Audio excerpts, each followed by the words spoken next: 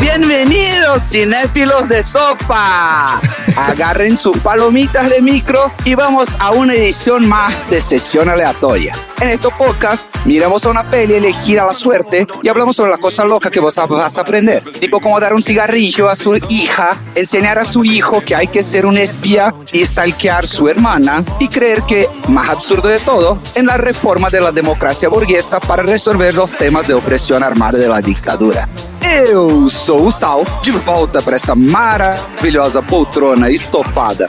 E, Dudu, se você fosse mudar refugiado para Florianópolis, você abriria um restaurante de choripã ou de empanadas? Eu prefiro choripã, sou gostosinho de sanduíche. Boa escolha, tudo a ver aí com esse episódio. O choripã é bom demais. O Henrique, meu querido. Olá.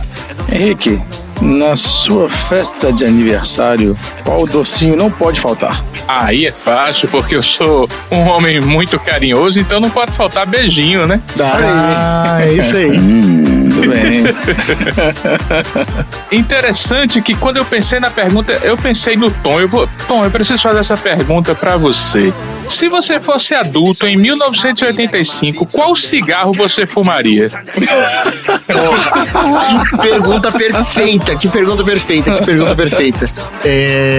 1985, ano que eu nasci, eu fumaria com certeza um Hollywood. Olha aí. Era o da moda ali, né? Que aparecia. Se não era um Hollywood, ia ser aquele Parliament. Nossa! Qual? Era um, Aí sim, hein?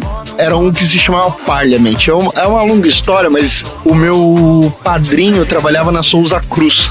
E olha que coisa boa, igual o Sal falou na abertura, o meu padrinho me estimulava a fazer coleção, fumar naquela tampinha do maço de cigarro. Sim. Que você desfaz e ele vira como se fosse uma camisetinha de time. Como é que Uma camisetinha é ótimo. Como assim? Se você desfaz aquela tampa do maço de cigarro, ele fica parecendo uma camisa de futebol. E o meu padrinho estimulava eu a fazer isso. E aí ele virava e mexia, ele aparecia. Ele não fumava, mas mesmo assim ele sempre guardava um maço e me dava. Eu tinha uma caixa de sapato que era o bagulho mais fedido do mundo. Mesmo colocando talco, cheio de caixinha de cigarro. Ah, não tem como ser diferente. Que depois eu comecei a pegar do chão também e levar pra casa. Chora, time do Gudan. O Gudan era muito caro, que isso? A camiseta era linda, mas era muito caro. Sal, Oi.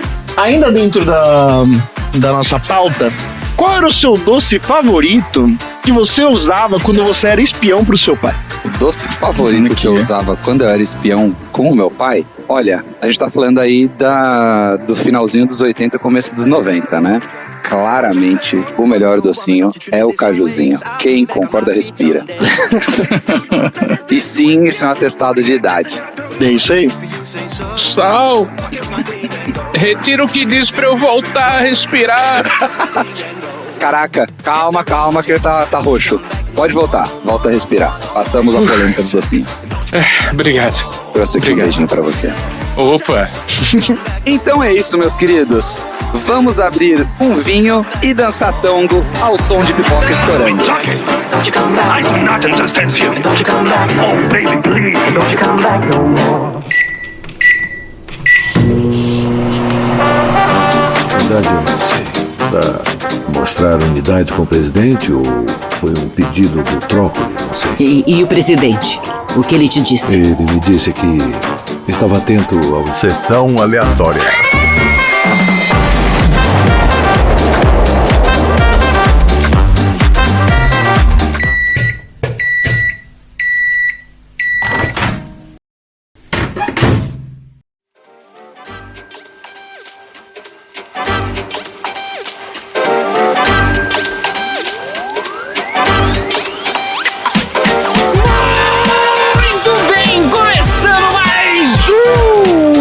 episódio do Sessão Aleatória, o podcast mais democrático da Baixa Podosfera. Esse aqui é o podcast preferido das pessoas que efetivamente lutam pela liberdade, porque aqui na Sessão Aleatória a gente fala sobre tudo aquilo que o militar não gosta, que é seguir a lei, apoiar estudante e proteger os mais pobres. Apoiar estudante principalmente, viu? Já entendi porque me convidaram de novo. Por exemplo, a gente já falou aqui sobre a organização mercenária chamada Blackwater no episódio 27 do filme Avatar. A gente também já falou sobre o Halconaço, que foi a revolta dos estudantes no México, no episódio 61 do filme Roma. E a gente também já falou sobre o estilo chavoso, no episódio 22 do filme Carne Trêmula, que fala ali sobre qual é o máximo do estilo que a população da periferia consegue trazer pra gente. E o filme de hoje é Argentina 1985. Este filme veio da lista do nosso querido participante da semana, junto com o nosso outro querido participante da semana, Henrique de Rosa, o Sal. E ele citou esse filme no nosso queridinho baldinho Mega Blaster. Você lembra por quê? Não lembro por quê. Eu também não. Se é baldinho Mega Blaster, não é lista, Tom. Ah, mas ele devia estar no meio do filme, de algum filme aí que a gente tava falando na hora. É, eu acho que ele tava em algum filme que a gente falou e a gente colocou ele. E a gente colocou ele aqui. É, o filme que tinha acabado de sair, mas é isso aí. Mas esse filme com certeza, ele apareceu alguma hora ou outra. Ah, eu tava ouriçado pra assistir esse filme. E você também, ouvinte, então aproveite esse deleite. É isso. Bora pro filme? Bora. Bora! Argentina 1985 é um drama lançado em 1923. E esse filme foi dirigido por um cara chamado Santiago Mitre, com o roteiro do próprio Santiago Mitre junto com o Mariano Linás. Esse filme, obviamente, estrela o Ricardo Darín, porque é um filme argentino, e um outro cara chamado Peter Lanzani, além da queridíssima Alejandra Fletcher e do Cláudio Dapassano. Olha só, antes da gente entrar no filme, vamos falar um pouquinho sobre o diretor do Argentina 1985. O Santiago Mitre é um dos grandes nomes do novo cinema argentino, e ele é conhecido pelas narrativas politicamente engajadas e também por explorar temas sociais e históricos do país. Antes dele conseguir alcançar a grande visibilidade que ele teve com esse filme, ele já tinha conquistado destaque internacional com filmes como Paulina, de 2015, um drama super poderoso sobre justiça e vingança que recebeu o prêmio da semana da crítica de Cannes, o filme A Cordilheira, de 2017, que é um thriller político estrelado obrigatoriamente pelo Ricardo Darín, que também foi selecionado pelo Festival de Cannes. Além disso, ele também já tinha participado como roteirista em trabalhos importantes do cinema argentino, como O Leonera, de 2008, e O Carancho, de 2010, todos eles dirigidos por um cara chamado Pablo Trapero.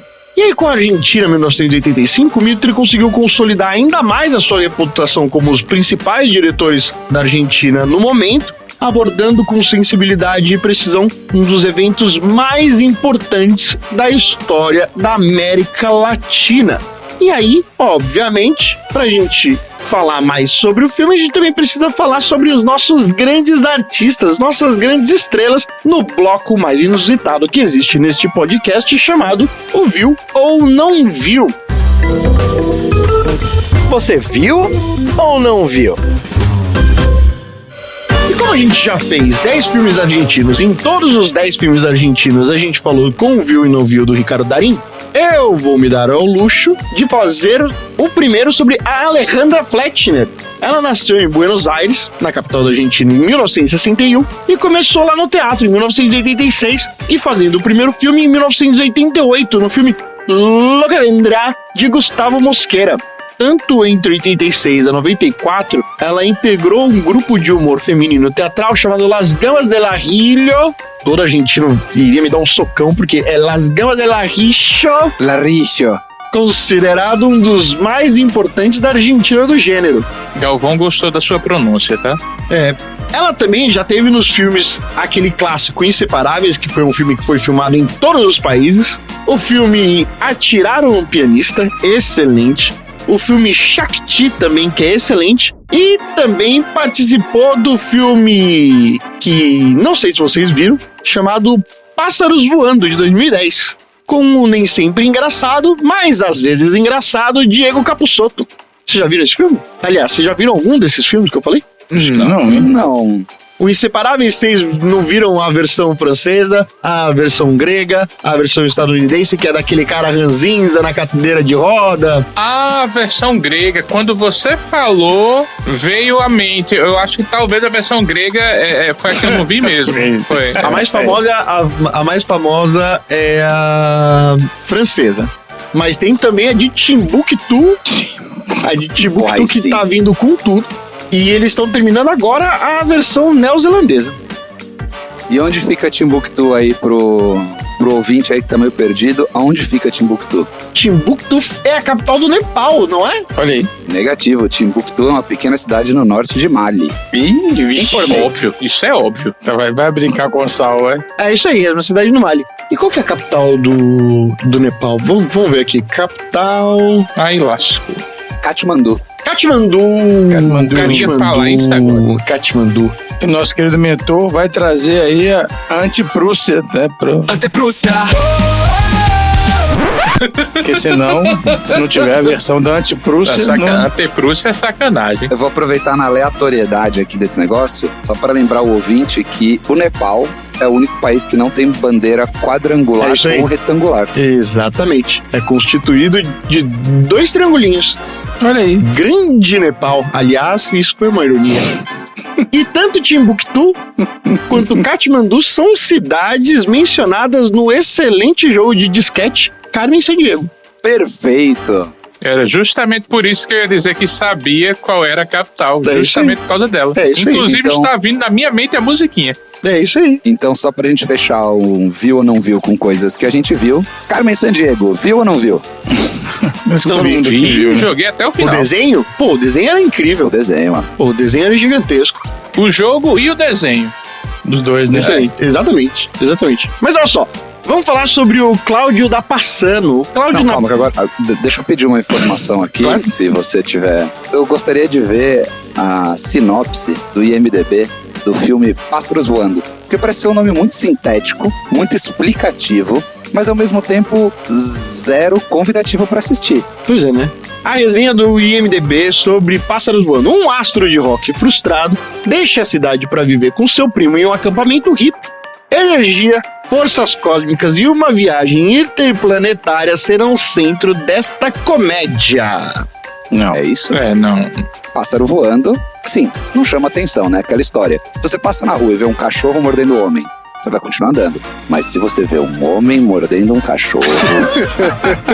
Aí você bate no homem. Vamos lá, Cláudio da Passano, nascido em Buenos Aires também, ele é de uma família de artistas. Tanto seus pais como a sua irmã mais velha eram atrizes e atores. O Cláudio iniciou sua formação profissional tendo aulas de atuação com atores como Maria Esther Fernandes, Agustin Alesso, que é gigantesco, e a Joy Morris, onde ele fez curso de seminário ali. Como palhaço, ele também lutou esgrima, ele dominava a técnica vocal, linguagem corporal, além de saber tocar o piano, a bateria e o clarinete. Ele estreou no teatro, mais ou menos na mesma época que a Alejandra, onde ele desenvolveu uma extensa carreira, tanto em produções independentes, como também no circuito mais hypado. Ele foi fundador e integrante do grupo chamado La Banda de la Risa, com o qual ele se apresentou diversas vezes na Argentina e também em outros países da América Latina, com a peça Pagliacci, onde ele ganhou o prêmio de melhor comédia e melhor ator de comédia. Depois de um tempo, ele acabou se envolvendo com o sindicalismo e foi presidente da Associação Argentina de Atores durante muitos anos. Só que, infelizmente, o Cláudio morreu aos 65 anos de idade, no dia 25 de janeiro de 2023, um dia depois de ter saído o filme Argentina 1985. Onde ele fazia o papel do dramaturgo Carlos Somigliana, aquele grande amigo dele que ficava falando, mas seus comunicados são muito formais, você precisava dar uma arte mais dramática para chamar um pouco mais a atenção. E aí ele acabou, infelizmente, falecendo de causas não descobertas. Mas tem uma coincidência entre o Cláudio e a Alejandra, do viu ou não viu, que eu duvido que vocês não tenham visto. Olha lá. Rapaz. Qual é a produção argentina? Com certeza todos vocês viram. Produção argentina? Produção argentina que todos ustedes han mirado. E tu mamá também. Highlander. Highlander? Ué. Highlander Eu não tem entendi qual é que parte, Highlander é argentino, eu fiquei meio tem travado. parte da Argentina na produção. Tem, ué. Tanto que aquele mais velho lá. Lowlander? Highlander demais? Very Highlander. Eu não vou lembrar. Quando eu vou procurar aqui. Eu ia chutar Ei, Diários de Highlander. Motocicleta, mas é Brasil, né? Vou procurar Outlander aqui. é uma mistureba de Diário de Motocicleta. Mas não é esse. Segredo dos seus olhos? Também não é esse. E tu mamá também? Também não é esse. Que é isso, Última chance. Evita. Não, Também gente, não é. Tô usando todas Relato as chances. Selvagem. Relato Selvagem. Ambos participaram da excelente produção chamada Chiquititas.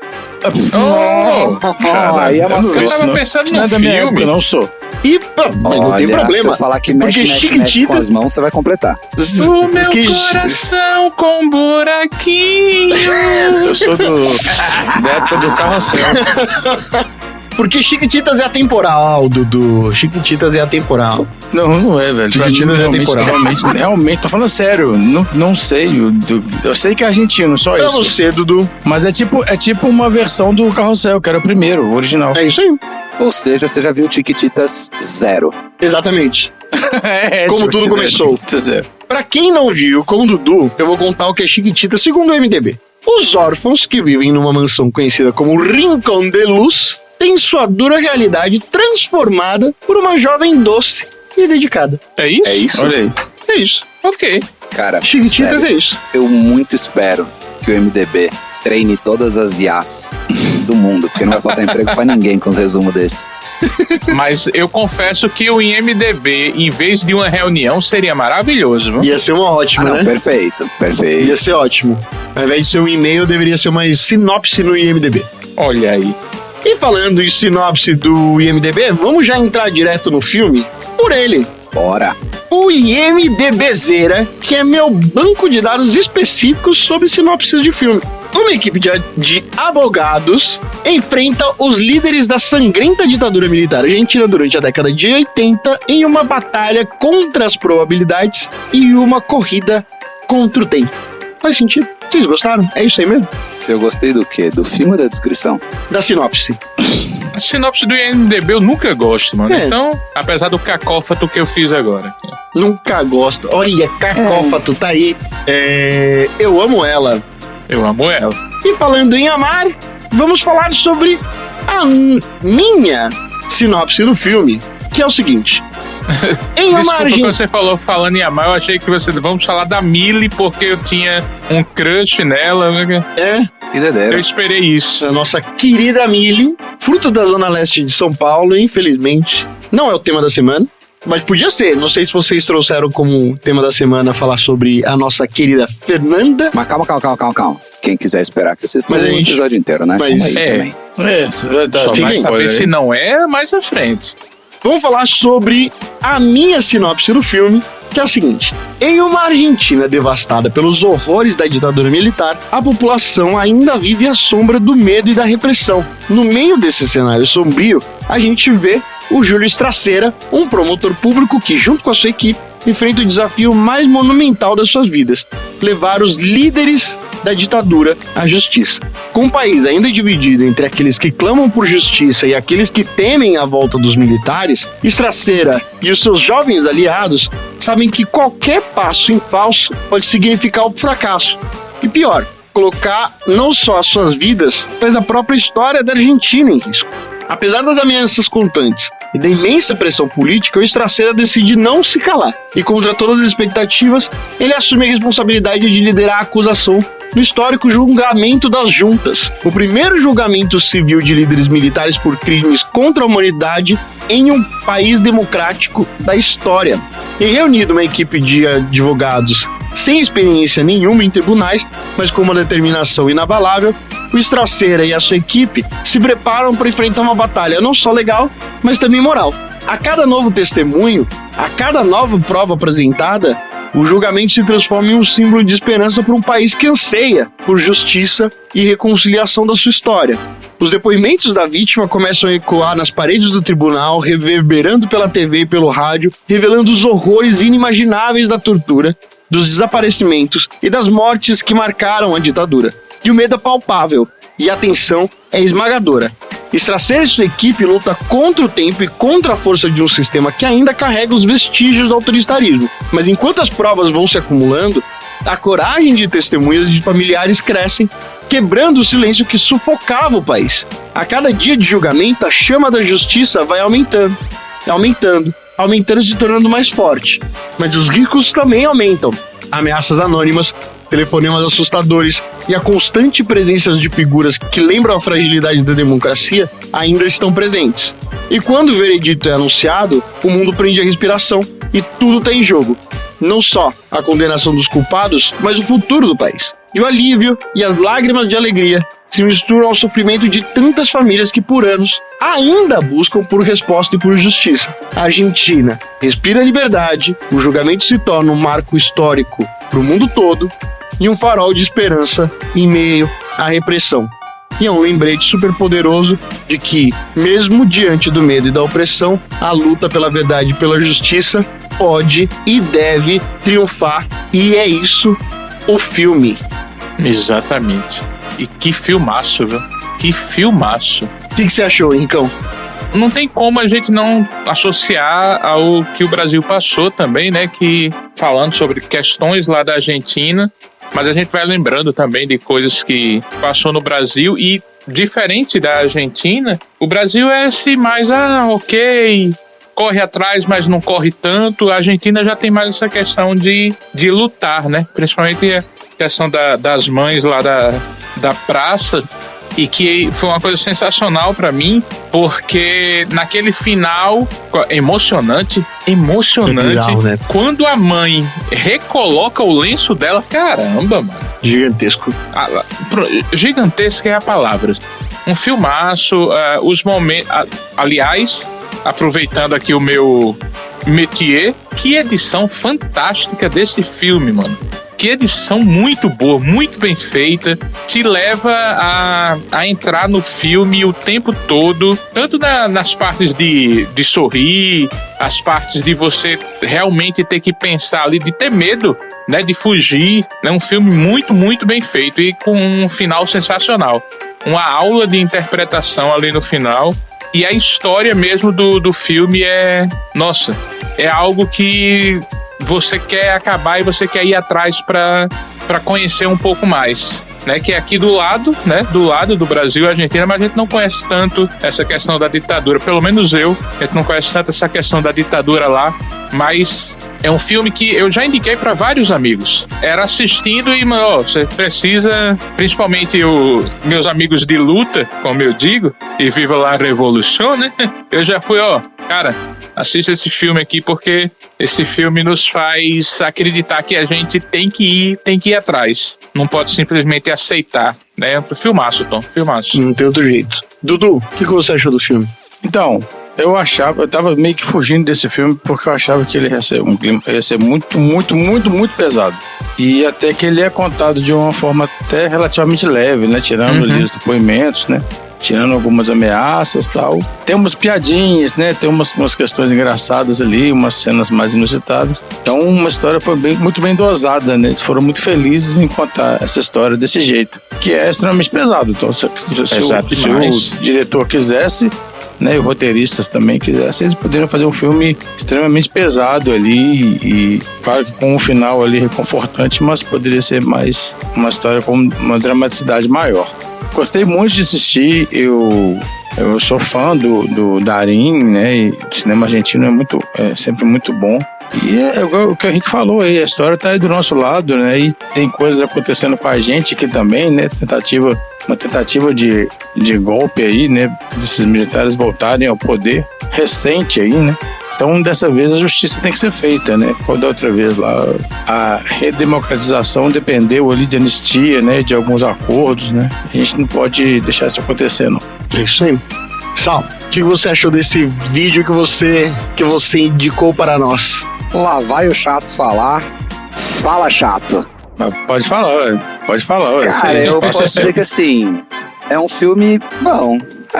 Sabe por quê? E aí eu gosto das frases e dos comentários anteriores, assim, porque, de fato, vale a comparação e a gente, quando a gente assiste esse filme aqui no Brasil, a gente não pode se furtar de fazer uma comparação de como foi lidada a questão pós-governo abertamente militar lá e aqui, e tô super aí.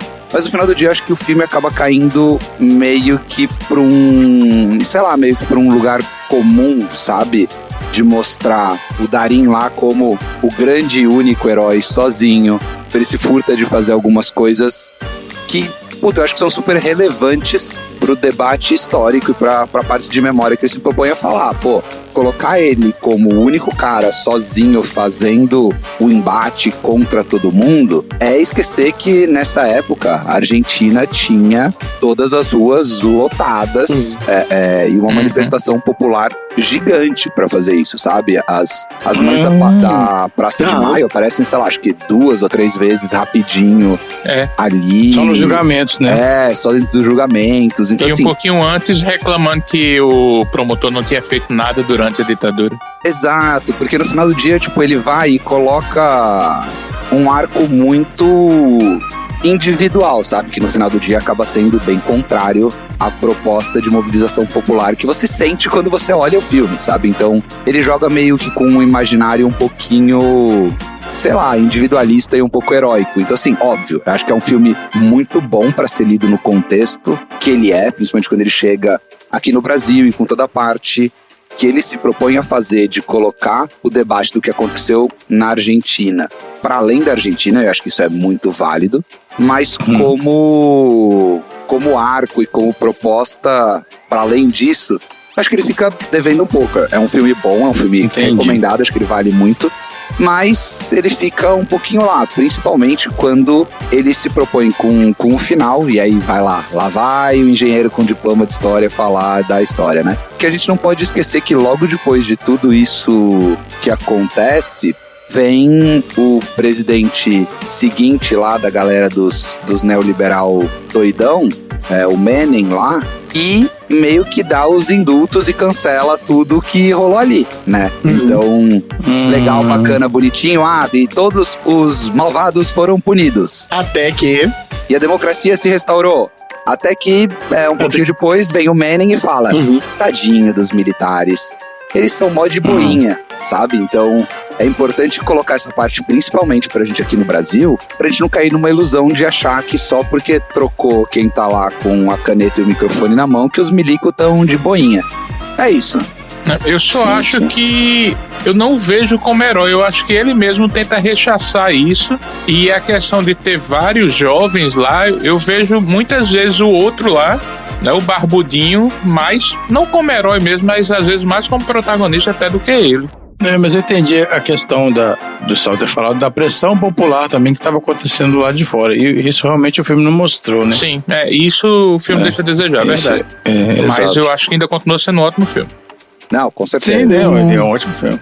Eu acho que realmente, assim, o filme é fantástico. Ele perde... A hora que aparece a mãe pela primeira vez, eu falei, puta, pode crer, né? Mas eu entendi que a ideia era ser um filme centrado no julgamento. Sim, né? Sim. Até porque para fazer sobre todo o envolvimento do que foi o fim da ditadura na Argentina, ia ser tão difícil de se explicar quanto era o fim da ditadura no Brasil, né? Tem o personagem da ditadura enfraquecendo, tem a mudança da política imperialista dos Estados Unidos, porque conforme você vai vendo, né, o relato dos argentinos, de como eles foram tratados pelo exército, você vê que há um modus operandi. Sim. Existe uma brutalidade que é muito parecida em todos os países na América Latina, nos regimes ditatoriais, que é essa desumanização da própria população, e isso fica muito claro quando o Straceira fala, mas é uma guerra? E se é uma guerra, desde quando recém-nascidos são alvos da guerra? Isso. Em que situação um recém-nascido... É praticamente pra Israel esse recado, né? Exatamente. Perfeito. Exatamente, assim, não é uma guerra. Não é. O que há é um massacre. E é um massacre, se não é um massacre palestino, é um massacre da sua própria população argentina e é um massacre da população brasileira, porque não se enganem, o exército não protege a população, o exército protege só os seus uniformes. Exatamente. Perfeito. E aí acho que falta realmente um pouco dos outros agentes. E ali precisa ter um pouco, né, da piada, dessa despressurização, porque senão, se for só sobre esse clima tenso, o filme ia ser insuportável, Isso, né? Pois é. Exato, eu tava com medo O filme ia ser insuportável, ia ser... Eu não assisti esse filme por isso. Não daria pra assistir. Não daria. E eu acho só que assim, o filme, ele propositalmente coloca o Argentina em 1985, é pra dizer, ó, até 85 foi isso. Foi isso. Até 85 é essa questão. Depois a gente sabe que tudo mudou. E eu acho que eles não colocaram tanto a questão das mães, porque se coloca, elas iriam engolir totalmente a narrativa. Sim, porque a história delas é forte demais. E elas ainda, e é uma organização super presente ainda. E respeitada. Sim, mas aí eu acho que até eu concordo super com o teu ponto aí, mas aí no final do dia é uma escolha, né? Você pode escolher fazer um filme sobre as mães e a parte das mães e colocar ela como protagonista ou como recorte principal do filme, ou a escolha que o filme faz, que é burocrática per se, né? Que é seguir vamos dizer assim, a parte da lei como a lei e dizer que a lei tá sempre certa e quem não segue tá errado. Então, ele fala isso bem claro no filme, mas acho que né? como mobilização e como filme é total, né? O coadjuvante, o menino que faz o coadjuvante, fala isso na entrevista, né? Eu sou o cara que eu sou fascinado pela lei e que eu não vou deixar ninguém ultrapassar a lei, mesmo sendo exército. Exatamente. Olha só. Ligado aos militares, né? Se você pega essa aspa e coloca um quack no final, perigoso. Se falar um conge logo em seguida... Aí quebrou muito. Mas é isso. Eu tô aqui, cara. A gente fala de coisa séria, mas também tem humor. Não, mas assim, a questão acho da não escolha das mães também, é porque se escolhesse Darim não ia brilhar, né? Não ia chamar ele pra esse filme se não fosse pra mas fica aí um desafio, tá? Olá, Ricardo Darín, si nos está escuchando, ¿por qué no haces una mamá? Ya hace todas esas pelis, pones tu bigodito. Quando vai ser? Representa-te uma mamá. A quem interessa o Ricardo Darín não interpretar uma mulher? Exato. Aí, Danny DeVito e Schwarzenegger ficaram grávidos no filme. Exatamente. Aliás, o início desse episódio todo em espanhol eu vou esperar sair pra ver a legenda.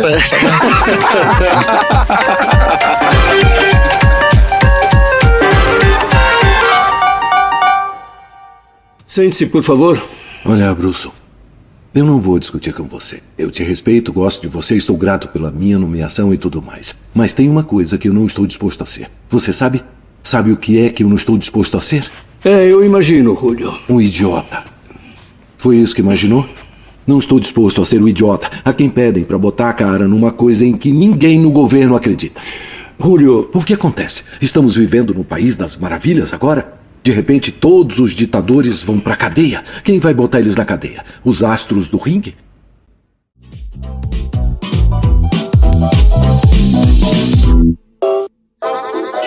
Gente, vamos lá. História de produção. O Santiago Mitre, ele sempre teve a vontade de contar esse momento, essa cena da história argentina, que é o julgamento das juntas militares. Porque ele imaginava que esse foi o primeiro, um evento único que a história da Argentina consegue contribuir para a história do mundo todo, que foi o de colocar militares para serem julgados por civis. Ele queria mostrar não só o impacto desse julgamento na sociedade argentina, mas também explorar a coragem desse grupo super jovem que resolveu enfrentar o regime militar que ainda está muito latente dentro da memória argentina, né? E aí O projeto ressaltou bastante o endereço da Amazon Studio, que reconheceu o potencial global da narrativa. E no movimento, a Amazon apoiou o filme, marcando como a primeira produção original argentina. Esse apoio foi super importante para conseguir garantir que a história tivesse não só uma produção de altíssima qualidade, como o filme é, mas também uma distribuição global. A coprodução também envolveu ainda uma produtora chamada Infinity Hill, que já tinha trabalhado em outros projetos desse mesmo tipo. Ele tem sede no Reino Unido, Los Angeles e Buenos Aires, e ela é liderada por um grupo de pessoas que trazem essa expertise e contatos super importantes para viabilizar a produção. E tem um cara chamado Axel Kuchevatsky, falei certo agora? Parabéns. Conhecido pelo trabalho dele de promoção do cinema latino-americano, que é um cara mega relevante para conseguir colocar esse tipo de filme dentro de grandes premiações, como o Oscar, como Cannes, como Sundance. E essa negociação dele com a Amazon foi super importante para conseguir também convencer a gigante do streaming a não só colocar o filme no cartaz no cinema, mas muito rapidamente está disponível no streaming. E a união de todas essas forças conseguiu fazer com que o Mitri realizasse o seu filme com a dimensão que ele precisava para recriar esse clima de tensão e de esperança que permeava o país até aquele momento. E a parceria garantiu com que a reconstituição super fiel da época, de conseguir inclusive remasterizar filmagens muito antigas e também trazer uma contratação de um elenco e uma equipe técnica de primeira linha para fazer esse filme. Esse filme, Argentina 1985, não foi só um desafio artístico, mas também foi muito treta na parte logística. A produção enfrentou a difícil tarefa de conseguir ali recriar essa atmosfera dos anos 80, um período de transição super delicado para a Argentina. E as filmagens aconteceram nas locações de Buenos Aires, como o Palácio de Tribunales, onde o verdadeiro julgamento aconteceu. Isso trouxe um nível de autenticidade ao filme que foi super importante para capturar a gravidade do momento histórico. Então, lá no final do filme, é super legal, porque ele mostra a reação encenada em conjunto com a encenação, com a filmagem documental. Então isso é muito legal.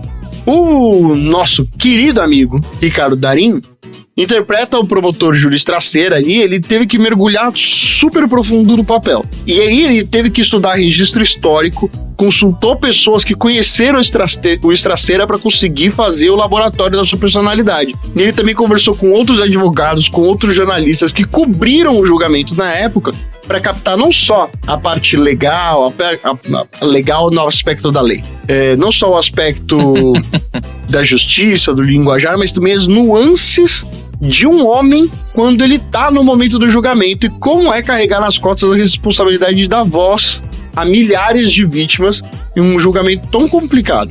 E outro desafio foi na escolha do elenco como um todo, principalmente nos papéis de testemunha das vítimas. Precisava retratar ali com sensibilidade relatos muito difíceis. Cara, as vítimas no tribunal, mano... A da mãe que tinha acabado de... Aquela foi barra. Não tem como ela não dar o relato e você não infelizmente, imaginar a cena. Uhum. E aí, muitos dos atores selecionados têm histórias super pessoais ou de pessoas que foram realmente vítimas da ditadura, o que adicionou um nível extra de intensidade na performance deles. E a produção também optou por não usar efeito especial para dar um estilo mais cru e realista na interpretação e transmitir a dureza do que foi o período. O roteiro passou por diversas revisões até chegar no lugar certo. E o Linás, que é conhecido por suas narrativas complexas e profundas, conseguiu ali equilibrar o drama jurídico com um momento de humanidade, um pouco mais leveza, evitando ali que o filme se tornasse uma coisa muito difícil. Isso foi crucial para conseguir manter a empatia do público e destacar a coragem dos protagonistas sem cair ali num nível de idealização do filme muito grande. E o filme acabou estreando primeiro no Festival de Veneza em 2022 e foi aclamado pela crítica e pelo público. A exibição no festival foi marcada por um aplauso que durou mais de 10 minutos e o testemunho do impacto emocional que o filme teve sobre os espectadores. Diversos críticos destacaram como era que a obra conseguia equilibrar essa narrativa de um tribunal com uma exploração profunda das cicatrizes deixadas pela ditadura argentina.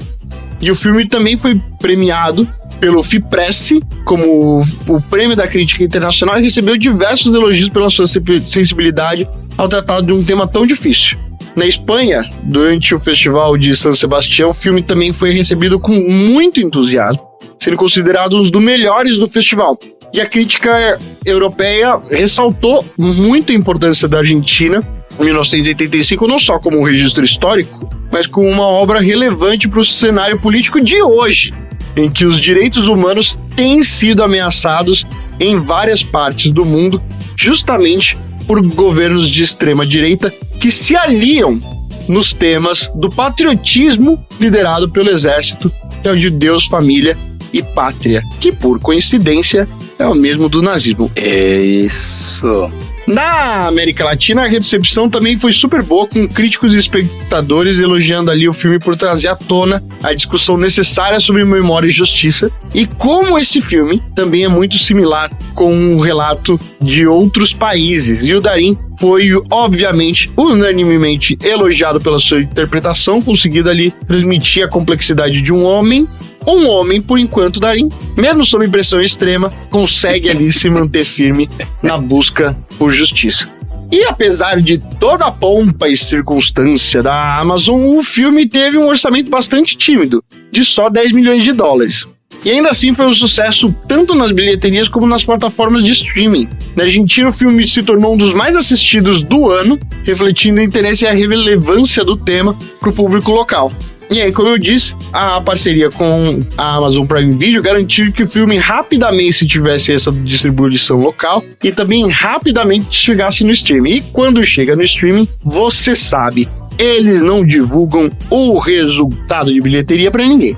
Além do sucesso do público, o filme também teve um impacto super importante no cenário cultural, porque ele trouxe de volta debates sobre a memória e o legado da ditadura militar na América Latina, inspirando discussões em escola, universidade e diversos outros círculos. E a Argentina, em 1985, acabou se tornando um super marco, não só pelo seu valor cinematográfico, mas também pelo papel na preservação da memória histórica de um país e na promoção de uma cultura de direitos humanos. E aclamado pelo poder narrativo e pela forma como tratou um tema tão delicado, o filme conseguiu, felizmente, mostrar que o cinema latino-americano ainda é uma ferramenta poderosa de reflexão e de transformação social. E para a Argentina, apesar do lembrete doloroso, ele é mais do que necessário, principalmente para mostrar que em tempos de Milei, a democracia e a justiça são conquistas que devem ser super defendidas e valorizadas com distância de pessoas que pedem conselhos políticos a almas penadas de cachorro. Isso foi um latido? Foi. Ah, ok. Tudo bem. Não, só pra saber, né? Mas é interessante a questão que falou que o diretor conseguiu dar uma diminuída, né, na tensão, porque, por exemplo, tá chegando perto da sentença, todo mundo quer saber. Aparece ele limpando a bunda, não aparece em si, né? Isso. Mas tá lá. Tá lá no banheiro. E o cara chamando pra conversar. Tem essas quebras que são bem interessantes também. Esse momento é importante. A partir do finalzinho, que o menino tá lá. Bom, não vou falar sobre o final do filme, o filme é muito recente, desculpa. Tá perdoado. Mas se você não viu, veja. Mas se não viu, veja, por favor, é super importante, cara. Super importante. Veja logo. E o engraçado, eu tava contando isso pro Henrique. Fazia muito tempo que eu tava tentando ver esse filme e eu não conseguia ver o filme. Aí eu falei, vou deixar salvo aqui no iPad e vou assistir quando eu estiver viajando de avião, né? E aí chegou o dia, eu tava viajando de avião e eu tava viajando de avião do lado de um argentino. Julian Catino. Nossa. E o cara estava claramente incomodado pelo fato de eu estar assistindo esse filme. Claramente. Tava do lado de um argentino fascista. A mulher dele deu uns cutucão assim, mas o cara não conseguia parar de tirar o olho da tela. Eu vou continuar assistindo, só que infelizmente o voo acabou antes do filme e aí eu só pude continuar depois. Só lembrando que o avião desceu normal, tá? O jeito que o voo acabou, não, só desceu. Não, tá tudo bem. Só pra, Gente. Eu tô bem. Tô aqui pra gravar, pra dizer que tá tudo bem. Mas que poderia ter acabado num incidente onde um idoso tivesse tentado me agredir. Chamando de comunista. Uhum. Vamos pro troféu aleatório? Bora, vamos.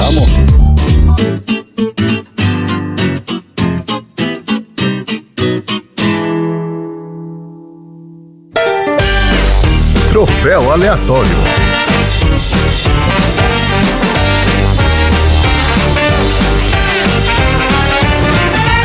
Vamos agora pro troféu aleatório, o troféu mais importante de toda a Argentina, desde la mano de Dios. Henrique, o que é ganhar um troféu aleatório? Senhor Tom, ganhar um troféu aleatório é tão bom quanto você, sei lá, ser um velho bigodudo, desacreditado, que sempre fala algo que as pessoas fazem o contrário do que você falou, e no final você tá à frente de um dos maiores julgamentos que já ocorreu em seu país. É isso aí. E qual é o seu troféu aleatório? Meu troféu aleatório é o troféu almoço de família pós-eleição, sendo você petista e sua família bolsonarista. Que é mais ou menos o que aconteceu com o rapaz depois que ele deu a primeira entrevista e depois ele vai para um jantarzinho com a família, que só tem fascista lá. Muito bem recebido, abraços, e é mais ou menos isso. É só a gente lembrar como é que foi o almoço de família pós-eleição, principalmente com Lula vencendo. Sem dúvida, sobrou um... E o PT, hein? E aí essa parte eu falo um pouco mais baixo, porque eu moro em Parnamirim, Rio Grande do Norte, que é uma cidade muito militarizada e que foi o único lugar do Rio Grande do Norte em que o senhor Bozo venceu. É mesmo? Putz, caralho. Porque aqui desde a Segunda Guerra, que teve o trampolim da vitória, essas coisas, é militar com força, né? Desculpa, o que é o trampolim da vitória? Foi quando os Estados Unidos usaram aqui Parnamirim, porque ficava bem mais perto da Europa, então ajudou muito a vencer a Segunda Guerra, porque saía daqui pra lá bem mais rápido. É mesmo? É. Olha, aquela locação, né? Locação estadunidense, tranquilinha. Parnamirim virou o trampolim da vitória. Aí, por exemplo, parece que aqui foi onde chegou Coca-Cola primeiro, porque os caras dos Estados Unidos trouxeram um monte de coisinha, que aí querem dizer que o forró começou porque dizia que era for all, não é, tá? Forró de forró bodó. Isso não, é essa história. Nem venham com isso. Mas aqui, caiu no meu vestibular isso daí, né? A história do forró falando que era na minha prova de inglês, caiu falando desse negócio. Olha que doideira. Mas essa história do trampolim da vitória é bem... tem bastante coisa mesmo. Legal. E você, Dudu? Qual o seu tema aleatório desse tema? Oh, desculpa, qual o seu troféu aleatório? Qual o seu troféu aleatório? Beijo final do episódio. Muito bem. O meu troféu, Dudu de ansiedade extrema, vai pro Moreno, que tá lá conversando com o Júlio na porta do banheiro. Do cara, não pode nem cagar direito. Que vai lá o outro fazer um monte de pergunta pra ele, querendo saber o que o cara falou. Lembrando que cagar é sagrado. Pois é, gente. Não interrompam. Pois é. Pô, eu ficava... Eu sabia que uma hora ia mudar, mas ele errando o nome do cara no início me quebrava demais. Ele é muito engraçado mesmo, é verdade. E o cara tentando corrigir. E você, Sal, qual é o seu troféu aleatório? Meu troféu aleatório é o troféu Pai Raiz, pro nosso querido pai que fica investigando o datezinho da filha. Isso aí, gente. Aí é raiz mesmo. E aí, filho, só nos 1975 já não era legal e hoje muito menos, tá? Exatamente. Mas, bom, eu quero uma permissão pra eu dar uma medalha aleatória. Opa, que isso? Olha aí, medalha aleatória. Você vai explicar o porquê uma medalha e não um troféu? Tem isso eu aí. Eu vou. Porque o troféu já é uma honra e só pode ter um, né? Se a gente começar a dar troféu pra todo mundo, fica tudo... Sim. Mas eu vou dar minha medalha aleatória pro nosso querido Darim, que é a medalha aleatória de zebra argentina na Libertadores. Porque eu não sei se vocês sabem, quando eles foram nomeados pro Golden Globe, que no final depois eles ganham, o jeito do Darim de deixar todo mundo tranquilo, pré-premiação, foi falar pra eles assim: galera, fica tranquilo, a gente não vai ganhar, não tem chance. A gente é tudo os derrotados. Fiquem tranquilinhos. A gente nem precisa fazer um texto, uma declaração, um agradecimento. A gente não vai ganhar. E aí eles ganharam. Seria uma medalha Chiquinha defendendo o pai, né? Perfeito. Gostei. Não, medalha Chiquinha defendendo o pai. Só porque ele é uma meba, não sei o que. Só porque ele é um velho cansado, raquítico, magrelo. Deixa que eu te defendo. Tá bom, filha, tá bom. Me tomando cu, Chaves é bom demais, gente. Meu Deus do céu. Aliás, voltou a passar, hein? Voltou a passar Chaves e Chapolin. Ah, é verdade. Não tem como, né? O SBT só para em pé se tiver Chaves. Mas não era da Globo? A Globo não tinha comprado direito? O Multishow. Isso não. Não a Globo em si, o Multishow, mas só alguns episódios. Só que aí foi cancelado em todo o mundo e agora voltou. Ah, em todo mundo? Foi em todo mundo. Como é o nome? Os corninhos os filhos. Sei. Eles... Peraí, que você colocou um negócio aí que... Lembrei de Choque de Cultura, que ele lembra que a pior doença sexualmente transmissível é o filho, né? Porque ele vai lá e depois que você morre, ele ainda vai foder com esse processo de direito autoral. É exatamente isso que ele estava fazendo. Ele achou que iria ser milionário se ele refizesse todos os contratos, e aí viu que não adiantou e agora voltou a... Tá podendo, só que aí tá meio bugadinho, tá com inteligência artificial pra algumas coisas, dublagem nova, então tá meio estranho. Eita. É mesmo? É. Mas voltou, tá no SBT, é isso? Isso é uma ótima pergunta. Eu ia achar muito esquisito. Ué, mas você falou que voltou. Não, eu vi que voltou, mas eu não vi se voltou já direto na TV aberta. Entendi. Tá bom. E ó, o meu troféu aleatório é o troféu Protocolo do Safado. Opa! Que é aquele lance de depois que você foi pego na mentira, depois que você esteja preso, a primeira coisa que você fazer é você sair recorrendo a ficar lendo a Bíblia por aí.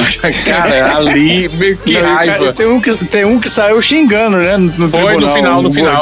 Esse cara até beleza, o cara foi lá, falou, seu filho da puta, agora o outro meteu o protocolo do safado, que é ficar lendo. O cara nem levantava a cabeça, ele só ficava lendo a Bíblia, assim. Mas fingia que não era com ele. Mostão. E quem é que vai entregar esses troféus tão maravilhosos, hein? Eu acho que tem que ser o espião do pirulito. Isso, o espião do pirulito, isso aí. Obviamente a pessoa não vai notar que ele entregou, que ele está entregando, mas aí no final ele vai ver que todo mundo já estava vendo ele entregando o troféu. É isso aí. Mas ele só vai entregar mediante uma troca por um pirulito. Também tem isso. Dá um pirulito pra ele pra receber o troféu. O recebedor compra 2 carteiras de cigarro. Isso aí. E dá uma pra ele fumar. Não, calma. Eu achei que ia. Eu também achei. O cara deu pra filha, né? Então vamos pro troféu aleatório? Não, esse a gente já foi. De novo? Vamos pro esse cigarrinho que deram pro menino fumar aqui não foi o do Darim, não, hein? Não foi mesmo. É complicado ser host, Vamos então pros nossos assuntos aleatórios? Agora vamos. Como está? Bem, sem entrar em detalhes. Ferraram com você, louco. Você achou que só teria de limpar a pista de dança. Agora vai ter que entrar na dança.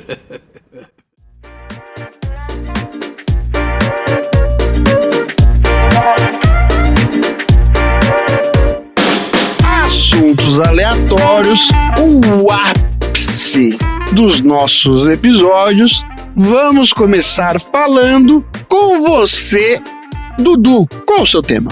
Perguntei pro Henrique qual docinho não podia faltar na festa de aniversário dele e ele respondeu que era o brigadeiro. Eu falei beijinho, peraí. Não vem fugir, não. Isso é verdade, vou ter que te corrigir. Vamos realmente ver se o beijinho é um brigadeiro ou não, hein? Isso é uma belíssima polêmica, hein? Meu Deus. Olha aí. La magnifique culinária de Dudu. Você é a vergonha da profissão! Vamos falar do brigadeiro, que o brigadeiro é um doce típico da culinária brasileira, de origem paulista, olha os paulistas aí, ó, que rapidamente se difundiu pelo resto do país, tornando-se comum em todo o país, e a sua presença nas festas de aniversário é indispensável. Os ingredientes básicos são leite condensado, chocolate em pó, manteiga e chocolate granulado para cobertura em alguns casos. Pode ser feito tanto no fogão como no forno de micro-ondas, né? E conforme relatam historiadores, o nome seria uma homenagem ao brigadeiro da Força Aérea Brasileira, o Eduardo Gomes. Então, já que tinha brigadeiro no filme, tem brigadeiro também aqui. Posso te interromper rapidinho? Aleatório. Já interrompi, né? Parnamirim, que o nome anterior era Brigadeiro Eduardo Gomes. Caralho, Ainda que bem arco que mudou, né? maravilhoso esse episódio. Não, é tudo conectado, tudo conectado. E aí, durante a candidatura desse brigadeiro à presidência da República, em 1945, um grupo de mulheres paulistanas do bairro do Pacaembu, que eram engajadas na campanha dele, organizavam festas para promover a candidatura. E aí esse doce teria sido criado por essas mulheres durante a primeira campanha, né, pela conservadora UDN. Meu Deus. Logo após a queda do Getúlio Vargas. Bairro de gente diferenciada. E aí, esse doce feito de leite condensado, manteiga, açúcar e chocolate em pó, inicialmente feito como uma forma de arrecadar fundos para a campanha, rapidamente ganhou popularidade e se espalhou pelo resto do país junto à campanha do brigadeiro. E como as festas do correligionários e cabos eleitorais eram muito disputadas pela população, as pessoas eram chamadas para comer o docinho do brigadeiro. E aí foi o docinho do brigadeiro virou só brigadeiro, né? O pessoal abreviou para brigadeiro. Apesar de todo esse apoio recebido, ele foi derrotado no pleito e a eleição foi vencida pelo general Eurico Gaspar Dutra. O brigadeiro perdeu para o general. E aí, essa versão, né, é uma versão de que São Paulo, né, que no contexto da época político, né, São Paulo ainda estava com a memória recente da Revolução de 32 e tinha um forte engajamento da população contra Getúlio Vargas, né, mas também pelo contexto econômico da época. Então, no estado de São Paulo é que se encontravam as fábricas brasileiras de leite condensado, que era a fábrica da Nestlé, no município de Araras, que foi fundada em 1921. E além disso, a cidade, né, era onde era fabricado também o chocolate do padre. Do frade. Que era... Desculpa corrigir. Frade? Aquilo são frades e não padres. É, frade. É porque aqui tá, na minha fonte tá padre. Que era um chocolate citado em grande parte das receitas que levavam doce. E aí, o chocolate do frade era produzido pela fábrica Gardano, é isso? Fundada também em 1921. Só que tem uma versão maluca aqui, ó, que fala versão maluca do brigadeiro. Foi, não, porque, não sei, virou uma briga aqui, ó, porque tem algumas versões históricas falando que essa criação do doce, vinculado à campanha do Eduardo Gomes, foi originalmente criada no Rio de Janeiro. Mulheres no Rio de Janeiro. E aí cita até uma tal de Heloísa Nabuco, de tradicional família carioca, óbvio, que apoiava o brigadeiro Gomes. E aí criou o tipo de doce literalmente ligeiramente diferente dessa versão atual. Só que em vez de leite condensado, ele era com leite, ovos, manteiga, açúcar e chocolate. E aí chamou de brigadeiro também. Então, aí tem duas versões. Tem a versão paulista, que já leva o leite condensado por conta da presença da fábrica, e tem a versão carioca, que não tem o leite condensado e é leite com ovos, manteiga, açúcar e chocolate. Ainda tem uns malucos que falam que a história original aponta localizados em Minas Gerais. E alguns pesquisadores, então, divergem sobre a data e a origem do brigadeiro. Então, tem alguns falando que os historiadores Cláudio Fornari e a Joyce Calvão falam que esse doce surgiu antes e depois ele foi rebatizado na campanha do Gomes. E não foi um doce criado pro brigadeiro do Gomes lá. Só que a Viviane Aguiar e o Mário Vivaro afirmam que esse doce teria surgido, como é conhecido hoje, apenas alguns anos depois da eleição também. Então aí tem essas nuances da história aí que a gente não vai saber. É uma denúncia gravíssima. Originalmente. Gravíssima tomar pra si o título de quem é o criador do brigadeiro. É, e da onde que veio o brigadeiro, entendeu? Pois é. Infelizmente, Xi não tá aqui, porque ele deve ter visto na época. Eu testemunha, né? não faria essa falsa acusação. Sem provas. Mas olha só, vou falar uns tipos de brigadeiros aqui. Existe a versão original, a gente conhece. Chocolate, com leite condensado, manteiga. Básico, brigadeiro de colher. Mas tem, né, várias versões aqui da gourmetização do brigadeiro. Então a gente tem o brigadeiro meio amargo, que você mistura ali o chocolate meio amargo com o chocolate também, ou ao leite, 2:1. 2 porções de chocolate meio amargo para 1 de chocolate ao leite. Tem um que ficou muito famoso e já tá caindo em desuso na modinha da Nutella, né? Leite ninho com Nutella. Primeiro é brigadeiro. Não, jamais. Isso deve dar diabetes numa colherada só. Acho muito doce. Temos o brigadeiro de morango. Já comeram brigadeiro de morango? Eu acho que sim, acho que Calma, sim. o brigadeiro Chamar de de morango, moranguinho. bicho de pé. É porque a questão do brigadeiro, Vamos entender o que é o brigadeiro de morango. Precisamos de Que é? definição aqui. O que é o brigadeiro? O brigadeiro é a base de leite condensado com manteiga e aí o pessoal tá colocando outros ingredientes ali e fazendo o brigadeiro. Esse é o doce. Então, ó, o brigadeiro de morango, você substitui o chocolate por Nesquik, que na minha época chamava só não, Quick. né? Na minha época E também. era melhor. E era melhor. Eu gosto O desse Quick era brigadeiro muito de melhor que o morango. Nesquik. Olha só, temos aqui a polêmica do brigadeiro de coco. Aí não é Leite brigadeiro. condensado. Peraí. Aí, ó, Como não? vocês paulistas já fazem um negócio que diz que é Calma aí. cuscuz, que não é. Eu tô quietinho aqui, pô. Aí Os agora paulistas do quietinho. vai só eu querer tô falando. falar brigadeiro de coco, que é beijinho. Eu tô me irritando aqui. O beijinho, ele é a base é leite condensado. E aí você mistura ali manteiga, chocolate branco e coco ralado. Ou só o coco também. Então depende, Genial, essa varia. ideia é genial. Se velho. você colocou o coco com leite condensado, já vira um docinho de coco, chamado de brigadeiro de coco. Em alguns lugares, beijinho também. Em alguns lugares não, calma aí. Em alguns lugares não. Na maioria. Exato. É. Temos o brigadeiro de canela. Pessoal, Não, aí não, teve não. a- Esse eu nunca vi. a audácia de trocar o chocolate por canela e pó. Onde é que desliga aqui? Eu vou sair da chamada. Não. Eu tava até guardando o minha próxima... Gente, piora. Não, eu tô rasgando a Brigadeiro minha de pauta. paçoca. Pô, Já mas- comeram brigadeiro de paçoca? Não, calma aí. Não. Tem o valor dos dois, hein? Tem seu valor. Tudo que tem um Pois amendoinzinho é, e uma ué. paçoca tem seu valor. Vou ficar Pois calado, é, porque eu o não gosto de brigadeiro paçoca. Mas o da canela também tem, Você não gente. gosta de paçoca? Não gosto de paçoca. Paçoca, pra Tá mim, vendo? é paçoca salgada, que é de carne de sol. Ah, sim. Bom, hein? Paçoca com carne de sol. Bom, Bom também. também. Então, dois Bom tipos também. de paçoca gostosos. Brigadeiro de limão. E tem uma versão de brigadeiro de limão que você coloca também um pouquinho de cachaça, vira brigadeiro de caipirinha. Coisa boa. Olha aí. Rapaz, Não, cara, não tem como você errar muito. Se você colocar a base Não tem de como leite errar condensado e muito. manteiga, Não tem como errar muito, você exato. não vai errar. Você tem, não tem como errar você tem muito. uma galera que erra muito. Calma que tem errados aqui. Brigadeiro de pistache. Olha aí, o pistache tá na moda. Nossa. cara, quem é que inventou que pistache... Pistache não é bom, mano. Parece cocô de Cara, neném. como não? Pistache Parece é cocô de ok, neném. mas não aquilo. precisa desse ofurô todo, né, gente? Não, tá um furou, mas pistache é O bom. Milk mas- Shake só disso. Ah, não. Isso aí é loucura, gente. Eu não nem sei.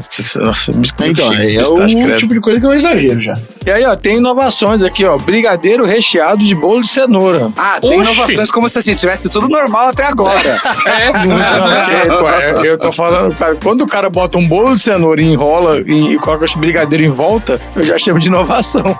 Mas aí é um brigadeiro? Cara, tem Já que não é mais um brigadeiro, pô. Pois é, mas aí que tá. Pega um bolo de cenoura, faz um bolo de cenoura, aí faz várias bolinhas de bolo de cenoura, envolve com a massa do brigadeiro todo ali e coloca com... É um com bolo de granulado. cenoura, gente. Quando você vai comer, quando você vai ver, você vê um brigadeiro ali. Quando você morde, tem um bolo de cenoura dentro. E aí, é brigadeiro ou não é? E Bolo de cenoura. O bolo de cenoura, mini bolo de cenoura, né? Não, Vamos bolo de chamar assim. cenoura. É um bolo com mais cobertura. Bolo de cenoura. E quando você troca o chocolate por ovo maltine? Bolo de cenoura. Um ovo maltine agora. Então tem uma galera que coloca o ovo maltine no lugar do chocolate. A minha mãe já fez esse próximo aqui, para um aniversário de criança. Ela fez um brigadeiro de café. pra criança. Então ela misturou chocolate com café numa festa de aniversário do meu irmão, um irmão novinho, sei lá, 10, 12 anos, 11 anos, sei lá. E aí as crianças não comeram o brigadeiro, comiam, óbvio, gente. jogavam fora. Porque não era pras crianças, era pros adultos. É, Claro, é igual exato. fazer festa de aniversário de criança de meia-noite. Não é pra criança. A minha mãe foi fazer uma coisa diferentona e chegou nessa daí. Nossos amigos aleatórios, Karen e Mentor, eles estão sendo grandes patrocinadores do Brigadeiro de Café no Rio de Janeiro.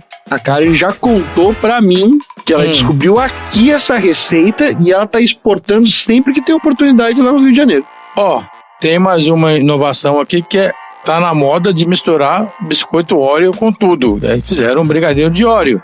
Alguma objeção com Não o é óleo? brigadeiro. Vocês gostam, Chocolate, não né? gostam? Tipo assim, vamos chamar de chocolate. É só outro chocolate. E quando você tira o chocolate, coloca polpa de açaí. Nossa, daí parou. Aí é açaí. Não. Pra mim, acabou. Acabou já, mas eu vou entrar na seara do chia agora. É o navio de Teseu do brigadeiro. Isso aí. Cara, é tão ruim que na hora passou o caminhão do lixo aqui. Olha aqui. Joga essas ideias junto. Corre lá atrás, Henrique. Mas calma aí, ó, brigadeiro pro chia. Chegou aqui, ó. Era pra Carol, mas a Que Carol medo, agora véio. já voltou pro nosso time. Brigadeiro de biomassa de banana verde. Bolinho de banana. Você faz ali, olha só, é uma xícara de chá de leite condensado de biomassa de banana verde. Eu não sabia nem que existia isso. Calma. Leite condensado. É banana ou é biomassa? É leite condensado de biomassa de banana verde. Leite para. É isso que condensado. é o produto. Confuso. É esse que é o produto. Leite. Leite É condensado. Não condensado. quero. Isso aí vai quê? zonear Nem- todo o meu algoritmo do De Google. biomassa de banana Aí verde. daqui a pouco ele vai achar que eu não sei o que é brigadeiro, vai me mandar umas coisas meio... Não, todo mundo vai receber receita de brigadeiro. Deve ser caríssimo isso, porque é muito difícil você fazer isso de um único ingrediente. Além disso, né, você tem, além do leite condensado, faz parte da receita a manteiga ghee, que eu também não sei o que é. Manteiga. É coisa de quem não come. Não é de origem animal, com certeza. E também, aí junta cacau em pó e fecha aqui com chocolate amargo e tal, que aí não tem nada de origem animal aqui. É um bolinho de banana. E o brigadeiro sem leite condensado? Aí não Navio é de leite Teseu não é do brigadeiro. brigadeiro. Caminhão do lixo continua Na aqui, viu? verdade, o de sem leite condensado é aquele da versão carioca. Professor. É aquele da versão carioca, que você usa leite, ovo, chocolate em pó, açúcar e manteiga. Totalmente Só errado. que sem o leite condensado. Pois é. A gente precisa ter um mínimo de Tem um critério também? aqui, vai, gente. Não é brigadeiro. De casca de banana. E aí você reaproveita a casca de banana, pra quem gosta de reaproveitar a casca de banana. Interessante pra fazer o reaproveitamento, mas não significa que é brigadeiro. Exato. Por último, eu tenho o brigadeiro pro Léo. De que é o brigadeiro do Léo? Whey. Whey Protein, muito bem, olha aí que maravilha. Pra galera que quiser da maromba aí, ó. Pra você mesmo, Henrique, que tá aí, né? Já tá com seus objetivos, né? Sim, sim. Bem avançados. Aí, o brigadeiro de Whey Protein, você vai comer um brigadeiro gostosinho ali, ó. Eu prefiro ficar Uma sem xícara comer, de água sabe? quente, leite. Pois é, É. água quente, leite não vai ficar igualzinho, como dizem, né, as pessoas. Então, uma xícara de água quente, 5 colheres de sopa de leite desnatado, cacau em pó, óleo de coco, essência de baunilha e Whey Protein. Que Dizem trabalheiro. que faz um brigadeiro aí. E foi esse meu assunto aleatório, desconstruindo o brigadeiro. Eu amei 10. Eu acho que a gente tem que abrir um processo. Eu comecei doido de vontade de comer e acabei triste. É, que acabou triste, pois é. Que eu... Pelo Exatamente. filme, eu É vou que a gente abrir começa um bem, processo de depois- procuração contra esse crime que foi feito nesse podcast. Exatamente. Ainda bem que sábado eu comi um brigadeiro excelente no aniversário de 2 amigos meus que Nossa, aí a eu- mulher do casal é doceira, então tava Eu maravilhoso. também comi num chá de bebê, comi os brigadeiros gostosos no sábado. Não tem como. Brigadeiro e brownie, Maravilha. aliás. Festa infantil é a melhor gastronomia do mundo. Não tem como. Não tem Sem como. dúvida alguma. Infelizmente não Exato. se faz mais aqueles bolos de antigamente que tinham 4,5 metros. Hoje o bolo tem 12 centímetros. Melhor bolo gelado de coco. Sem dúvida. Sem Olha dúvida. aí, sem dúvida, olha aí. sem dúvida. Depois vocês podemos falar sobre bolos, hein? O melhor, Tem uma o discussão melhor. sobre bolos aí, porque tem vários Sem dúvida. aí, tem vários na lista aí. Vou botar na minha pauta aqui, próxima pauta, bolo. Não, isso com certeza. Como diria lá. Dolinho, o melhor! Serra Gorgolinha tá ótimo.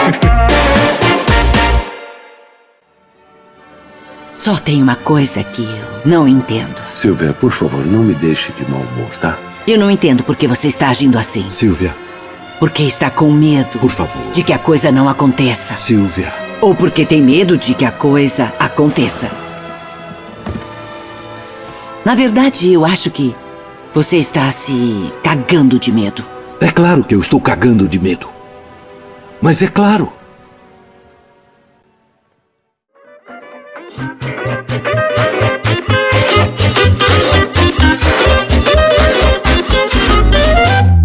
Vamos lá pro próximo assunto aleatório. Sal, Oi, qual é o seu assunto aleatório da semana? eu quero começar fazendo uma pergunta. Se você fosse de um país, Você Eu aí, sou, ouvinte né? Só pra dizer, aleatório, eu sou. RPG. Imagina que você é de um país que gosta muito de jogar RPG e tal, e você tivesse que pensar numa lei. Que lei você pensaria? Muito bem, Como ouvinte. assim? Você tenho certeza que você pensou em uma lei que te protegesse contra bruxas e lobisomens. Sem dúvida. Ah, lógico. Certeza que você pensou. Lobisomem, sim. Bruxa, não. Tá bom, mas se fosse colateral da bruxa, tava valendo? Sim, protege contra o lobisomem e aí tá, protege contra a bruxa também. Ok. No creo en las brujas, pero que las hay, las hay. Ai, perfeito. E se eu te dissesse que existe um país que tem uma lei contra lobisomem e contra bruxa? Não.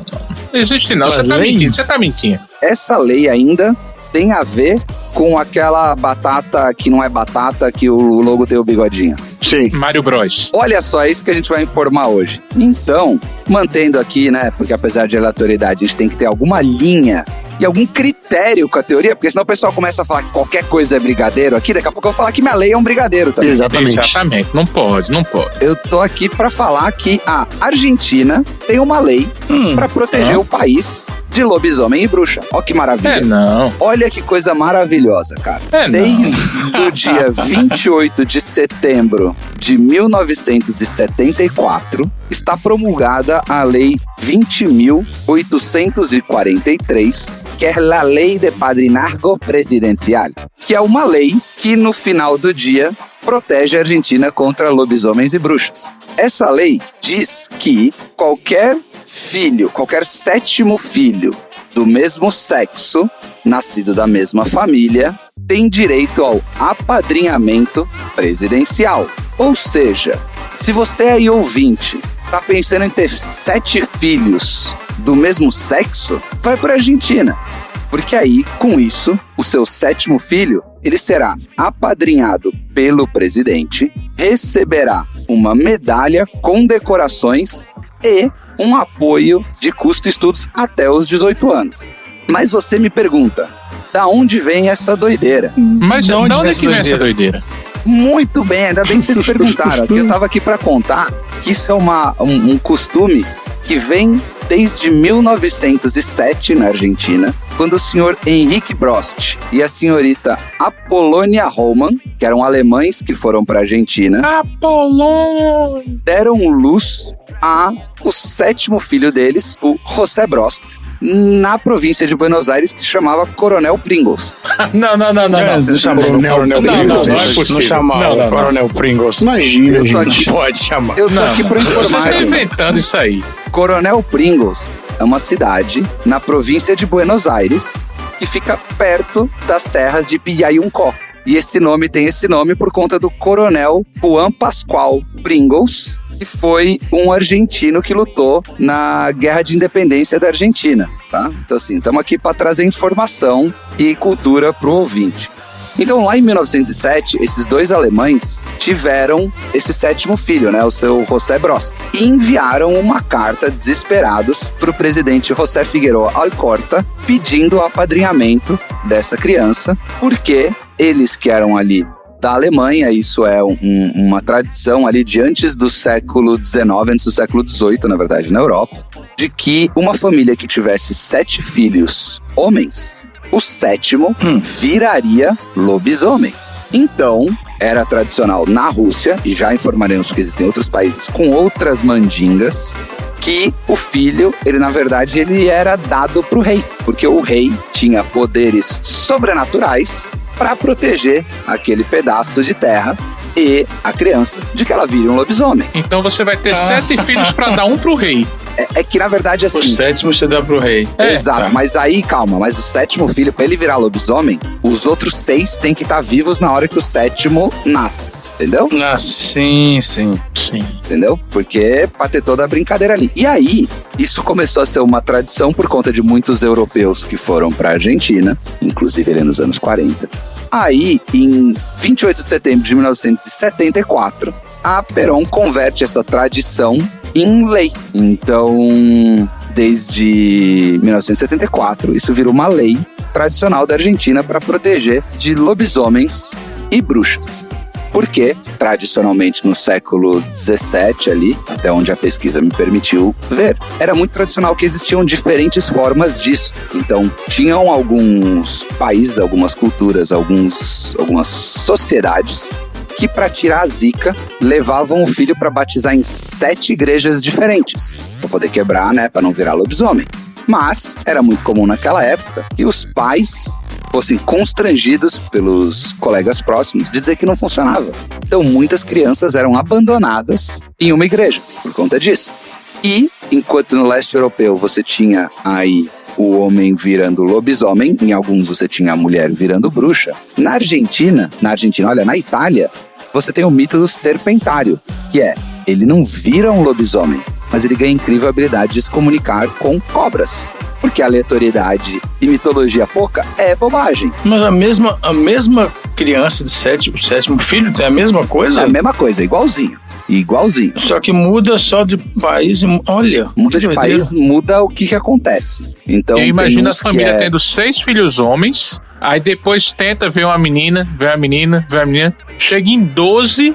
e 6 homens e 6 mulheres. Aí eles desistem. Não, mas aí 6 e 6 não vira. Tem que ser 7 seguido. E aí lascou. Não, pois é, ele falou que chega no 7º para. É, se for assim, tipo... Chega no 6º para, se for entendeu? menino, menina, menino.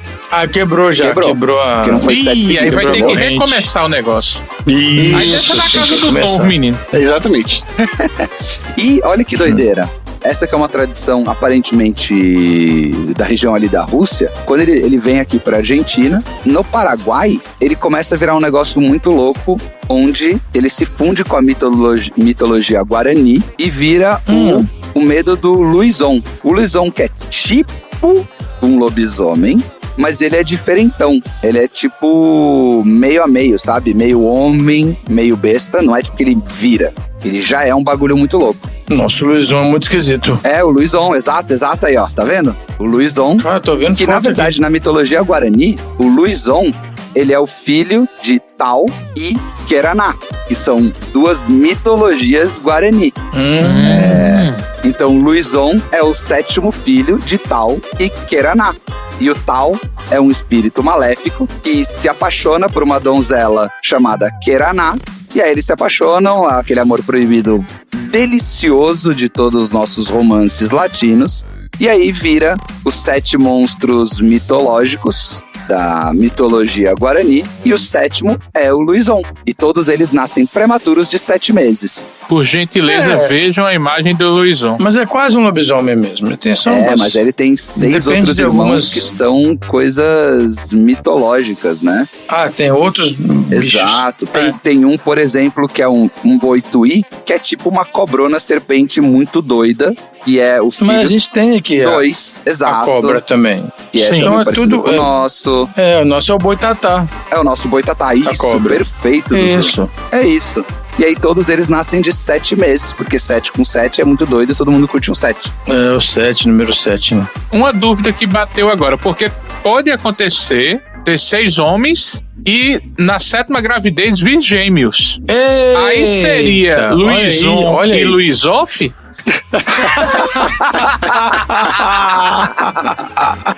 Cara, que doideira. Grandes questionamentos da humanidade. Eu não tenho contas, eu preciso estudar mais. Foi uma coisa demais, nobre do homem é admitir o seu desconhecimento, e eu vou dizer aqui exatamente. Que... Não dá, eu não sei. Nesse ponto. Não consegue, né, Moisés? Não, Silvio. Desculpa, não, é mais forte do que eu. É isso. Então, proteja o seu vilarejo de lobisomens e bruxas. Exatamente. E do Luizão. Não deixa o Luizão chegar perto. A defesa sustenta que não há condições para garantir a integridade física dos acusados. Doutor, isso é uma manobra dos acusados. Está evidente. Por favor, só o que pedimos é para adiar o início do julgamento. Indefinidamente. Até que as condições sejam dadas. Indefinidamente. É o primeiro dia.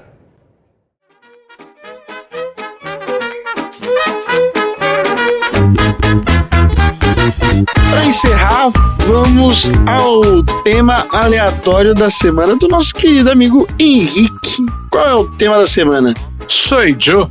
Diferente das outras vezes, que eu sempre trago algo lúdico e tal, dessa vez eu resolvi falar da seleção argentina de futebol, especificamente nas Copas de 78 e 86. Olha aí. Só. Especificamente. Só pra dizer que o primeiro ano começa com 7 e o outro, a média do 8 e 6 é 7 também. Olha aí, tá vendo? Isso é alguém que conhece muito bem de matemática, porque eu tô olhando o número 86 e eu ainda não consegui chegar na conta. E ele, né? 8 mais 6 dividido por 2, pô. Não, parabéns. Igual você o falou, eu numerólogo. acredito. Ele botou o cassete. Não, você falou, eu acredito. Mas então, falemos da seleção argentina. Julian Catino, um abraço. Seleção que eu amo muito, seleção argentina. E aí eu queria trazer, saindo da ditadura, aí ainda nesses anos meio embaçados, ocorre a Copa do Mundo de 1978 na Argentina. Coincidência. Foi a 11ª Copa do Mundo disputada e contou com a participação de 16 países. Diferente da próxima Copa, que eu acho que serão 314, se não me falha a memória. 314 não. Não, que isso? Não, é um pouco de exagero. São 36. 16 clubes. Eu acho que serão 48 seleções, 48, né? Isso aí. Mas aí fica no 316. Então, a Copa de 78, da mesma forma que foi a Copa de 70 para o Brasil, tem aquela coisa, né? Vamos usar o futebol para que o povo fique mais feliz, aí o povo não reclama, né? Só que a Argentina não é bem assim. Mas vamos lá, no grupo da Argentina, quem roubou a cena mesmo foi a Itália. A Itália venceu os 3 jogos da primeira fase, ou seja, venceu também os donos da casa por 1-0. A Argentina venceu Hungria e França, ambas por 2-1. E ficou com o segundo lugar no grupo. Chaveamento. Nesse grupo, aí vai a curiosidadezinha, Hungria e França, eliminadas, né, com 2 derrotas, com derrotas nas 2 primeiras rodadas, jogaram em Mar del Plata. Pela definição da FIFA, a Hungria jogaria de branco e a França com o azul característico. Mas a Federação Francesa, irritada com a organização por se considerar prejudicada pela arbitragem, e aí a gente vai tendo os probleminhas nessa Copa. Então, se considerando prejudicada, o que é que fez? Ela mandou seu time também de branco como adversário, o que gerou uma grande confusão, já que as 2 seleções estavam de branco. Diante da orientação da FIFA que os húngaros tinham direito a jogar de branco, o árbitro Arnaldo César Coelho exigiu que os franceses trocassem a roupa. Vocês lembram de Arnaldo César Coelho, né? Pode isso, Arnaldo, mesmo quem não é tão velho quanto eu, vai lembrar de Arnaldo César Coelho como comentarista de arbitragem, sempre ao lado do nosso amado Galvão Bueno.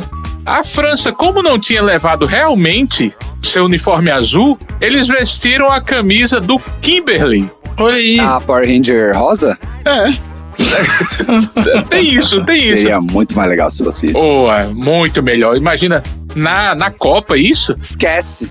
Vai ficar. Não era isso, mas vai ficar.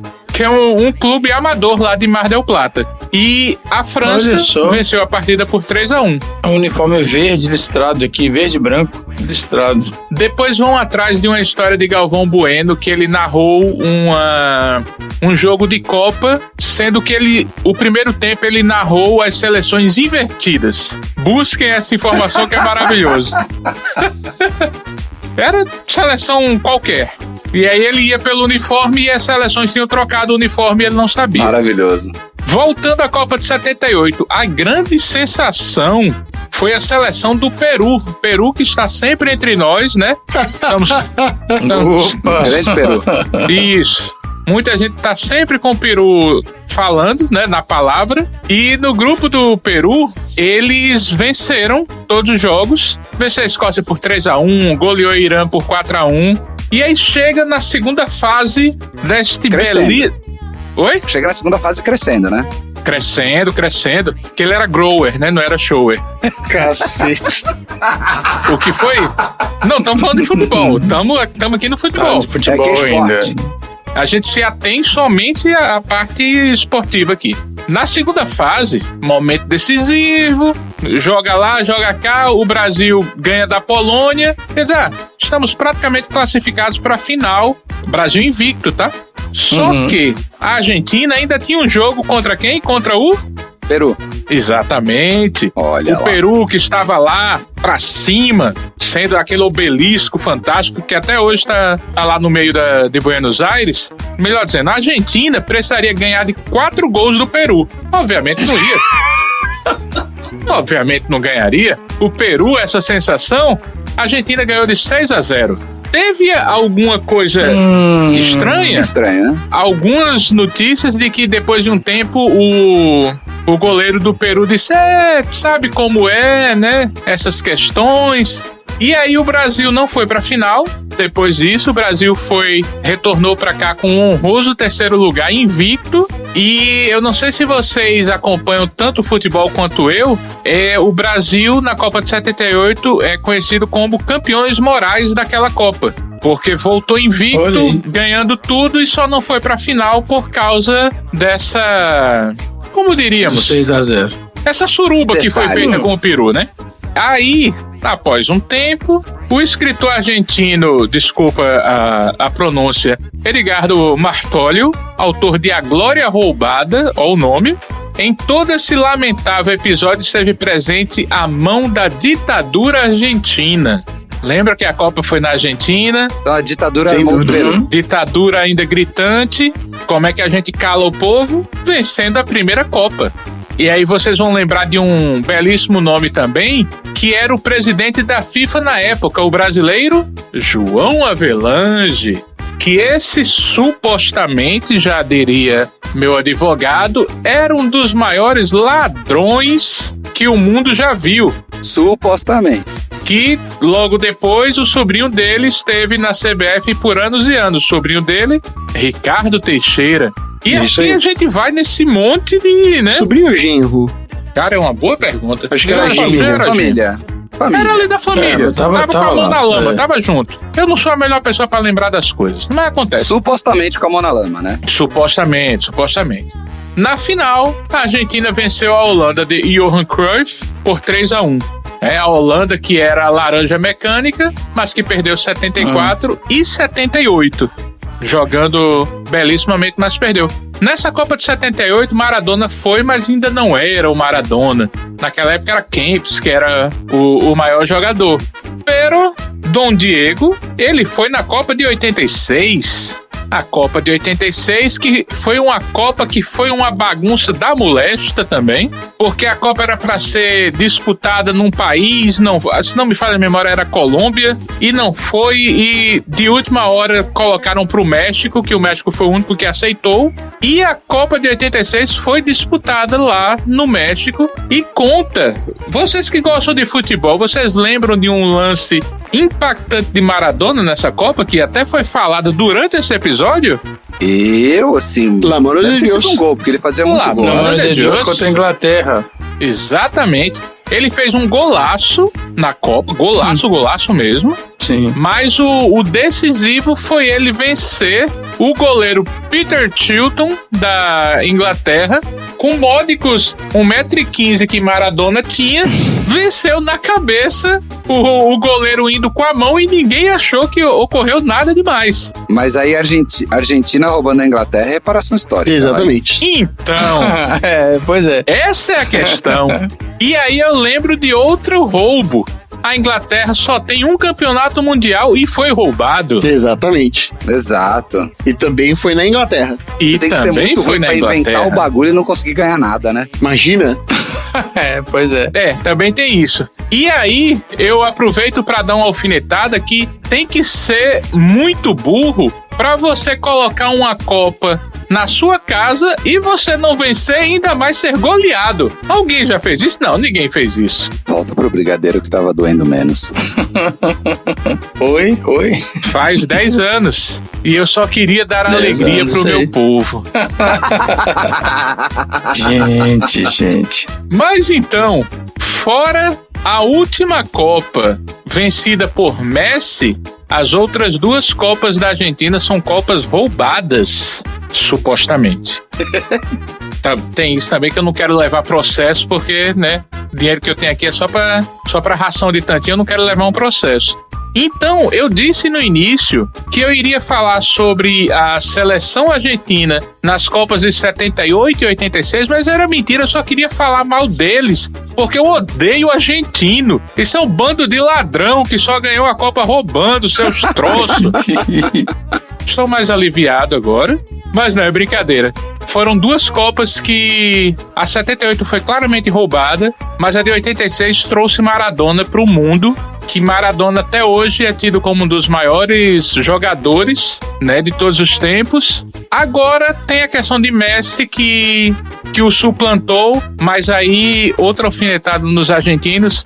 Argentinos, não adianta, pode trazer Messi, Di Stéfano, Maradona, pode juntar tudinho, Pelé ainda vai ser maior.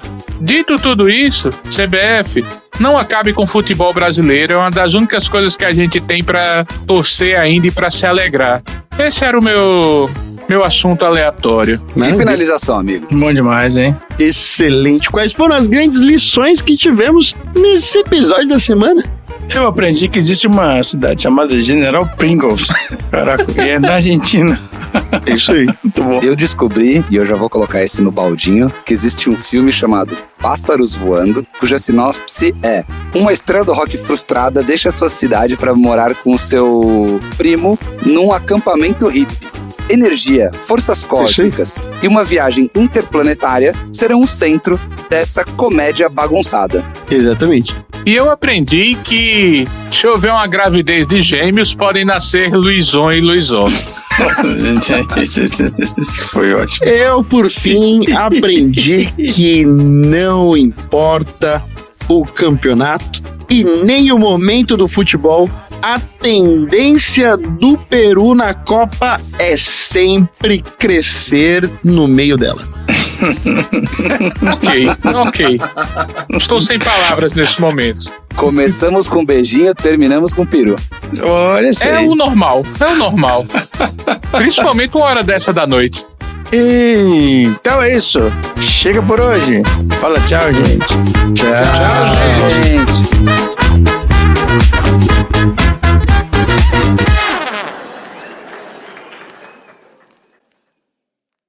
Fim da...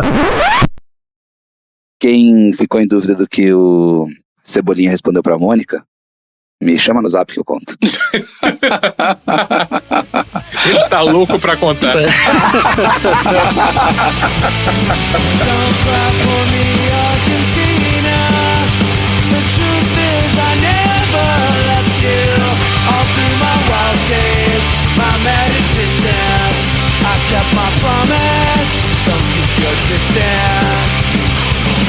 Have I said too much?